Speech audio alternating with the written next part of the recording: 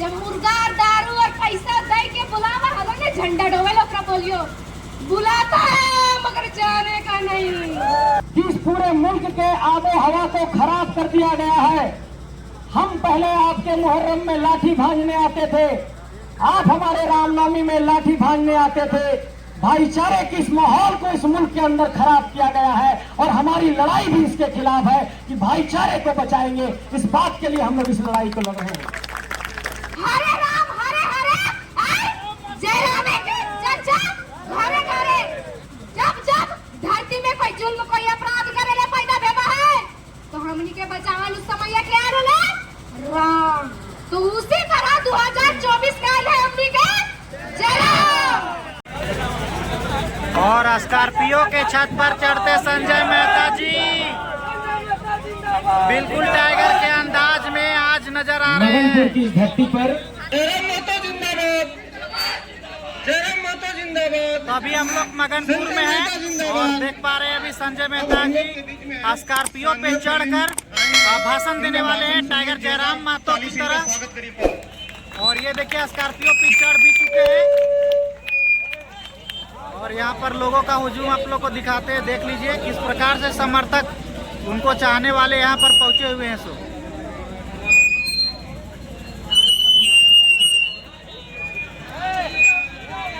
जयराम महतो के बाद दूसरा टाइगर बोल सकते हैं हजारीबाग के संजय मेहता जी बिल्कुल उसी अंदाज में आज नजर आ रहे हैं। यहाँ पर मगनपुर में गोला प्रखंड में देख सकते हैं लोगों का समर्थन किस प्रकार से मिल रहा है इनको।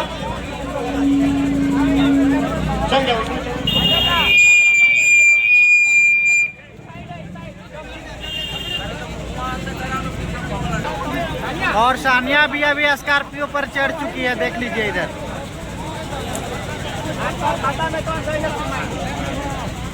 और अभी सबसे पहले सानिया जी का ही यहाँ पर भाषण होने वाला है। पूरा हिला एकदम।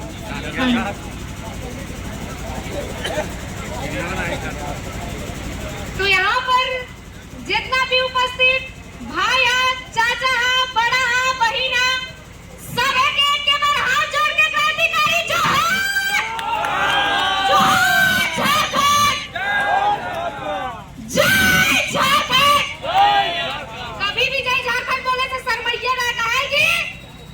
झारखंड हमनी के बलिदान से मिलल है, झारखंड हमनी के बलिदान से मिलल है और भैया सब तोहरी के दहेज में ना मिलल है, कहीं के दहेज में ना मिलल है झारखंड। इसलिए गर्व से कहिए कि जय झारखंड जोहार झारखंड।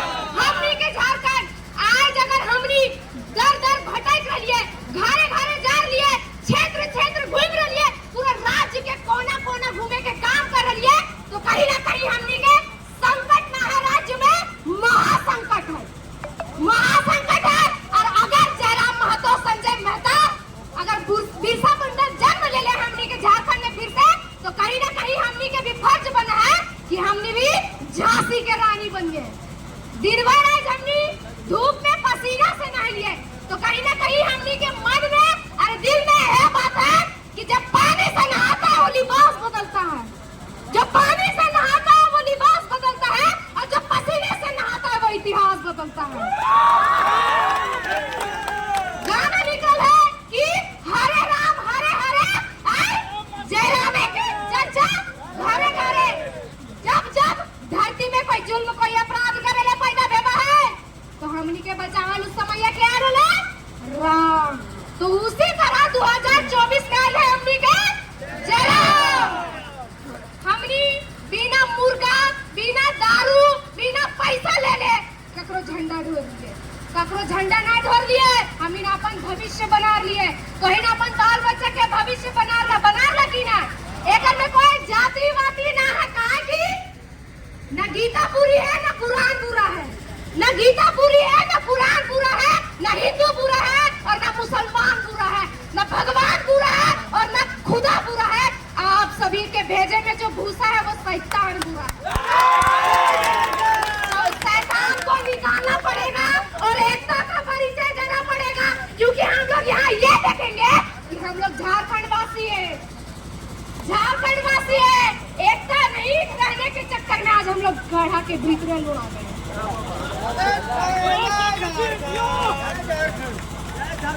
तो इस बार जब मुर्गा दारू और पैसा दे के बुलावा हलो ने झंडा डोवे लोग बोलियो बुलाता है मगर जाने का नहीं, बुलाता है मगर जाने का नहीं, और 2024 में अपना वोट बेचने का नहीं। बोलिया मुर्गा दारू पैसा क्या क्या है? मुर्गा दारू पैसा क्या क्या है? अरे आ गया है 2024 में संजय, पता इंतजाम क्या क्या है। हमने वोट मांगे खातिर ना आलिए की दादा, वोट मांगे खातिर आइए की, हमने आशीर्वाद और दुआ लिए खातिर आई है। कहा कि मंजिल मिले ना मिले ये मुकद्दर की बात है, और हम कोशिश ही ना करें ये गलत बात है। न जमीन चाहिए न आसमां चाहिए, न जमीन चाहिए न आसमां चाहिए, न शोहरत चाहिए न नाम चाहिए, विकास का इतिहास चाहिए और आप सभी का आशीर्वाद चाहिए।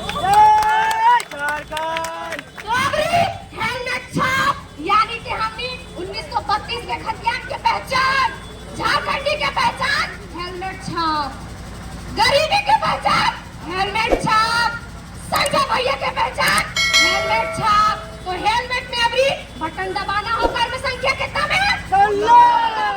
अरे का भारी से भारी मतों से विजय प्राप्त कराना है। बोलो संजय मेहता जिंदाबाद, जिंदाबाद, जिंदाबाद।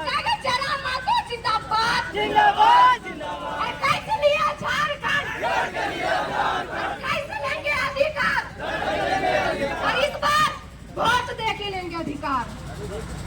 बस इतने कह के सभी के क्रांतिकारी जोहार।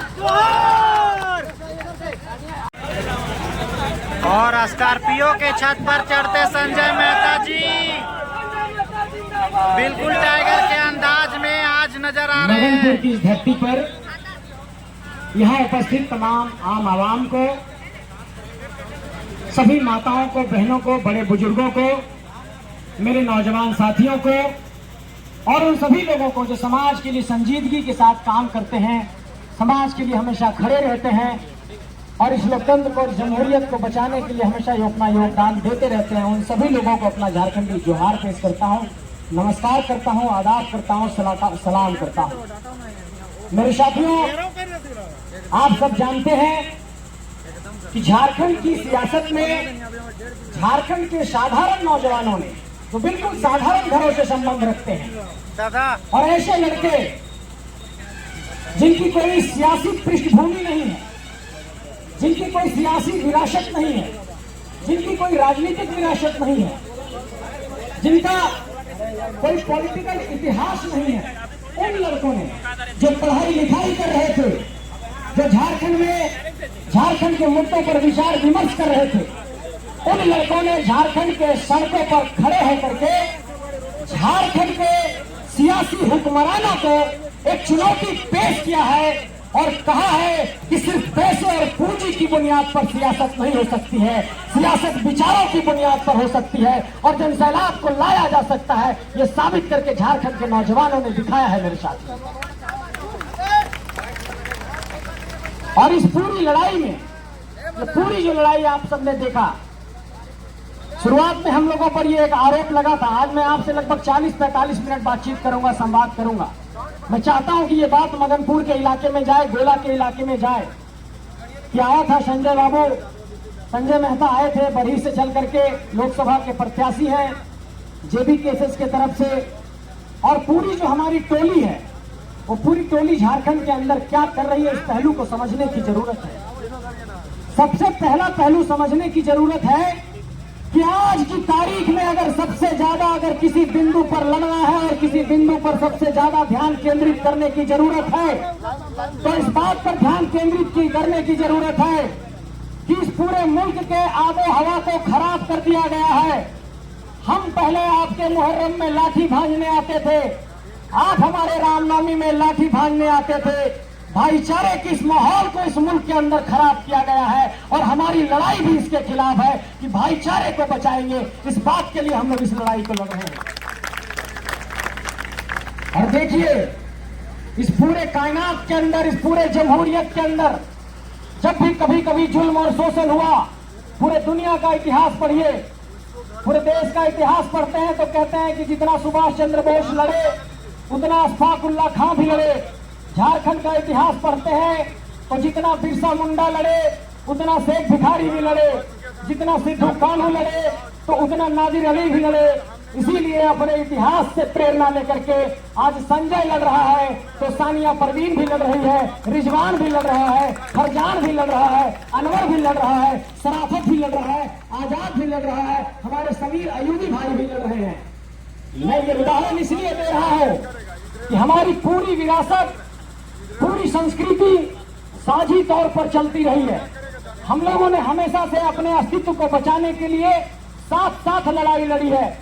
इस पूरे इतिहास के कालखंड में पन्नों को पलटिएगा तो ये आपको दिखाई पड़ेगा कि हमारी पूरी लड़ाई साथ साथ लड़ने की रही है। और आज की तारीख में अगर झारखंड की धरती पर शोषण और जुल्म हो रहा है तो चाहे वो अकलियत हो, चाहे वो हमारे एसटी समाज के लोग हो, चाहे वो ओबीसी समाज के लोग हो, चाहे वो एससी समाज के लोग हो, चाहे हमारे मुसलमान भाई हो, हम सबको साथ मिलकर के झारखंड के सियासी हकूक के लिए लड़ना होगा। इस बात का ऐलान मैं मदनपुर की धरती से करना चाहता हूँ। मैं ये बात इसलिए कह रहा हूँ मेरे साथियों कि देखिए, राजनीति के केंद्र में हमेशा से, मैं बहुत बेबाक तरीके से इस बात को कहना चाहता हूं कि राजनीति के केंद्र में हमेशा से विकास होना चाहिए, हमेशा से शिक्षा होना चाहिए, हमेशा से रोजगार होना चाहिए। राजनीति के केंद्र में डेवलपमेंट कैसे होगा ऐसे विषय होने चाहिए। आज की तारीख में पूरी तरीके से हमारी राजनीतिक चेतना को, राजनीतिक सोच को, हमारे सियासी शऊर को एक तरीके से कुंद कर दिया गया और पूरी लड़ाई को कहीं ना कहीं सिर्फ और सिर्फ धर्म पर शिफ्ट कर दिया गया। ये लड़ाई हमारी इस बात की है कि हमारे भाई, मैं अगर हिंदू हूं तो मंदिर में जाकर मैं पूजा करूंगा, हमारे कोई भाई मुसलमान है वो अपने मस्जिद में जाकर के इबादत करेंगे, कोई क्रिश्चियन है वो अपने जाकर के चर्च में इबादत करेगा, कोई हमारे पंजाबी भाई है गुरुद्वारा में जाकर के अपनी प्रार्थना करेंगे। लेकिन सिर्फ इस बुनियाद पर कि किसी को किससे लड़ा दिया जाए, कैसे नफरत का बीज बोया जाए, कैसे लोगों को आपस में लड़ाया जाए, इससे देश की सियासत नहीं संभल सकती है, इससे झारखंड की सियासत नहीं संभल सकती है। और आज की तारीख में अगर सबसे ज्यादा जरूरत है तो ऐसी ताकतों को परास्त करने की जरूरत है, ऐसे नफरती ताकतों को परास्त करने की जरूरत है जो समाज के अंदर नफरत घोल रहे हैं, और हमारी लड़ाई इसी के खिलाफ है। आज आप लोगों को आश्चर्य होगा कि हम जैसे साधारण नौजवान जब लड़ने निकले तो मैंने देखा अपना वीडियो, हमारे भाई फरजान भाई को जब जेल में डाला जा रहा था, हमने वीडियो देखा कि रात के 3 बजे पुलिस आई। उनकी अम्मी कहती रही कि मेरा बेटा अगर कुछ गुनाह किया है तो आप आराम से ले जाइए। हमारे रिजवान भाई को रात में घर से उठा लिया गया। हमारे देवेंद्र भाई अभी भी जेल में बंद है, जो रांची विधानसभा के प्रत्याशी हैं, रांची लोकसभा के, सॉरी, हमारे देवेंद्र भाई को जेल भेज दिया गया जो रांची लोकसभा के प्रत्याशी हैं। आप सोचिए कि इस पूरे 3 साल के दौरान हम लोगों का गुनाह सिर्फ इतना है कि हम लोगों ने चिल्ला चिल्ला कर झारखंड में कहा कि झारखंड की नौकरी झारखंडियों के लिए होनी चाहिए, झारखंड की स्थानीय नीति बननी चाहिए, झारखंड की नियोजन नीति बननी चाहिए, झारखंड के कंपनियों में जो यहाँ पर नौकरी का अधिकार है वो झारखंडियों को मिलना चाहिए, रोजगार का जो सवाल है वो झारखंडियों को मिलना चाहिए, और झारखंड के 81 सीटों पर स्थानीय विधायक चाहिए, 14 सीटों पर 14 सांसद झारखंडी माटी का चाहिए। ये हमारा गुनाह था, हमारे लोगों को आज जेल भेजा जा रहा है। हम ये बात आप सबसे कहना चाहते हैं कि हम लोगों ने जिस इंकलाब की आवाज को झारखंड के अंदर बुलंद किया, ये इंकलाब की आवाज पूरे देश तक गई है। और आज की तारीख में आपने देखा होगा कि आजादी के बाद पहली बार चतरा में एक स्थानीय प्रत्याशी को टिकट दिया गया। हमारी पहली जीत इसी बुनियाद पर हो गई कि खतियान के मुद्दे पर अब प्रधानमंत्री और गृह मंत्री भी बैठक कर रहे हैं और इस बात पर चिंतन कर रहे हैं कि झारखंड के नौजवान आंदोलन छेड़ दिए हैं। अब झारखंड की माटी के लोगों को अगर टिकट नहीं दिए तो हमें मुश्किल हो सकती है। और राष्ट्रीय राजनीतिक दलों पर यह चिंता का विषय आज खड़ा हुआ है कि आज जब नॉमिनेशन करने गया संजय तो 50,000 की भीड़ हजारीबाग में आ गई। हमारा नॉमिनेशन करने गए हमारे भाई टाइगर जयराम, तो लगभग 2-3 लाख की भीड़ बोकारो में आ गई।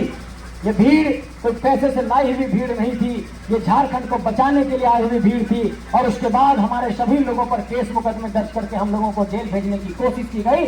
मैं इस बात की मजम्मत करता हूं कि अगर आप कानून को बराबर का दर्जा देते हैं और कार्रवाई सब पर बराबर करते हैं तो हमें ये स्वीकार है। लेकिन झारखंड के अंदर कई ऐसे प्रत्याशी हैं जिस पर 52 केस, 63 केस, 100 केस, 50 केस पहले से दर्ज है। उन लोगों को आप जेल में नहीं डालते हैं, लेकिन जेबी केसेस के साथी जब चुनाव लड़ने आते हैं तो उसको आप जेल में डालते हैं।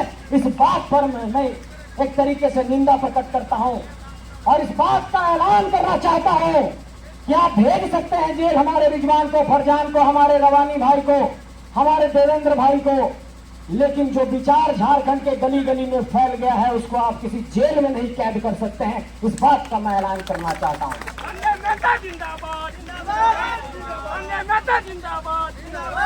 विचारों को जेल में नहीं बंद किया जा सकता। मेरे साथियों, आज की तारीख में हम लोग दिन रात संघर्ष कर रहे हैं।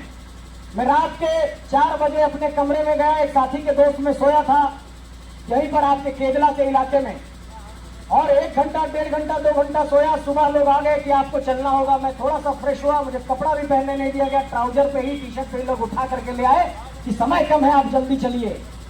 आप लोग इस बात को देखते होंगे कि बहुत कम संसाधन में, संसाधनों के अभाव में भी आज हम लोगों के पास बहुत ज्यादा पैसा नहीं है कि तुरंत चुनावी सभा करें, स्टेज सजाएं।